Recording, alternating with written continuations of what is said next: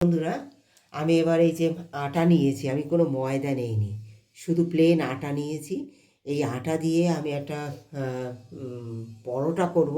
সেটা তোমরা আমার সঙ্গে থাকো। তাতে আমি এই ময়াম দেওয়ার জন্য সামান্য চিনি নিয়েছি, একটু লবণ নিয়েছি,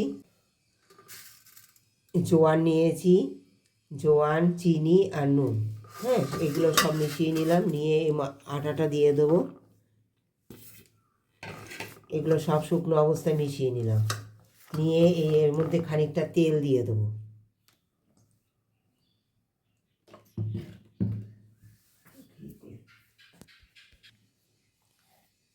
একটু তেল দিলাম আর একটু ঘি দেব, দিয়ে আমি এই ময়ামটা দেব। ময়ামটা কীরকম হলে পরে বন্ধ করব, তো সেটা যখন এরকম দিয়ে মুঠ মতো হয়ে যাবে, ভেঙে যাবে খুব সহজে, সেই পর্যন্ত সুন্দর করে আমি ডলে ডলে ময়ামটা দিয়ে নেব। তোমরা আমার সঙ্গে থাকো। ময়ামটা দিয়ে আমি ঠান্ডা জলে মাখবো না, এটা গরম জলে মাখবো।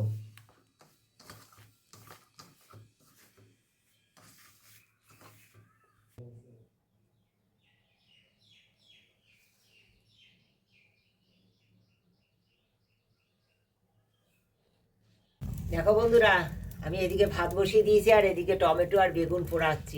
এই টমেটো আর বেগুন দিয়ে যে কি রেসিপি হতে চলেছে, তোমরা আজ পর্যন্ত কেউ হয়তো কখনো খাওনি। সেই রেসিপির একদম স্কিপ না করে পুরো ভিডিওটার সঙ্গে থেকো আমার। তোমাদের সকলের কাছে অনুরোধ রইল। আমি এদিকে চা খেতে বসে গেছি, আর চা আর এদিকে ভাত বসিয়েছি, আর এদিকে টমেটো বেগুন পোড়াচ্ছি। একদম পুরো ভিডিওটা দারুণ একটা সুস্বাদু একটা ভিডিও হতে চলেছে। তোমরা আমার সঙ্গে থেকে দেখো, একদম স্কিপ করো না কেউ। এই বেগুন আর টমেটো দিয়ে কি হতে চলেছে, তোমরা তো অনেকে মাখা খাও, অনেক কিছু করে খাও, কিন্তু আমার সঙ্গে থেকো, আশা করি তোমাদের খুব ভালো লাগবে, খুব ভালো লাগবে।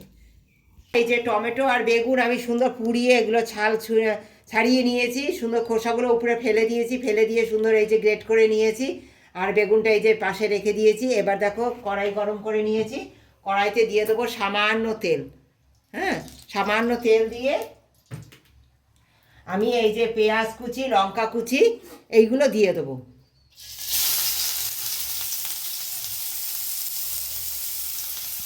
এই আর দিয়ে দেবো এই যে টমেটোটা, যেহেতু জল জল, এটা আমি একটা পুর রেডি করব, পুর তৈরি করব, তাই টমেটোটা শুকাবার জন্য আমি এইটা আগে তৈরি করে নেবো।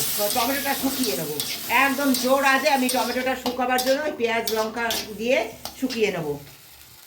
এটা মেখে নিচ্ছি, সুন্দর বেগুনটা মেখেও এটা শুকিয়ে নেবো, যেহেতু একটা পুর রেডি হবে আমার সুন্দর। এই বেগুন পোড়া দিয়ে, টমেটো পোড়া দিয়ে তৈরি হবে আমার একটা পুর। এবং কিসের পুর তোমরা তো জানো, আমি আটা মেখেছি।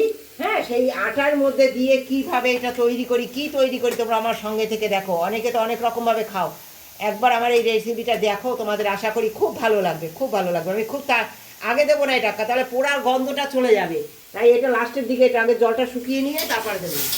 দেখো বন্ধুরা, আমি পরিমাণ মতো একটু নুন দিয়ে দিলাম। হ্যাঁ, দিয়ে দেবো এই যে বেগুন পোড়াটা,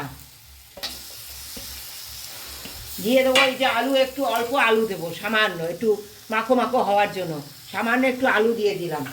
আর দিয়ে দেবো এই যে কুচানো ধনে পাতা দিয়ে পুরটা সুন্দর শুকনো শুকনো একটা পুর বানিয়ে নেবো আমি।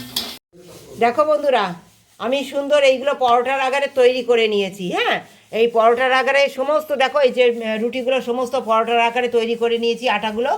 এবার দেখো একটার মধ্যে আমি এরকম পুর, এই যে পুর দেখো শুকনো শুকনো করে তৈরি করে নিয়েছি সমস্ত পুর। তোমরা তো দেখলে কি কি দিয়ে তৈরি করেছি, সমস্ত পুর আমি এইভাবে তৈরি করে নিয়েছি।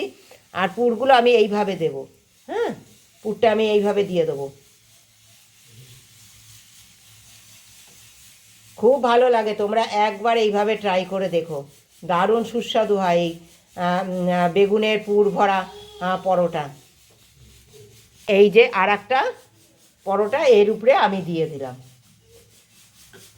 দিয়ে সুন্দর এইভাবে একটার উপর একটা দিয়ে একটু চিপে দেবো, একটু এই সাইডগুলো একটু চিপে দেবো, এই যে সাইডগুলো একটু চিপে দেবো, যেন একটার সাথে আর একটা সেটে যায় সুন্দর। দেখো বন্ধুরা, সুন্দর করে আমি এইভাবে চেপে চেপে দেবো।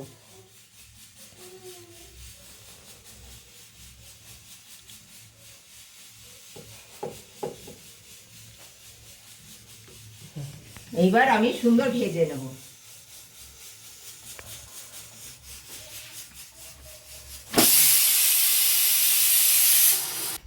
কত সুন্দর পুর ভরা তোমরা দেখো ভিতরে, সমস্ত পরোটার মধ্যে দেখো কত সুন্দর পুর ভরা আছে, তোমরা দেখতে পাচ্ছ।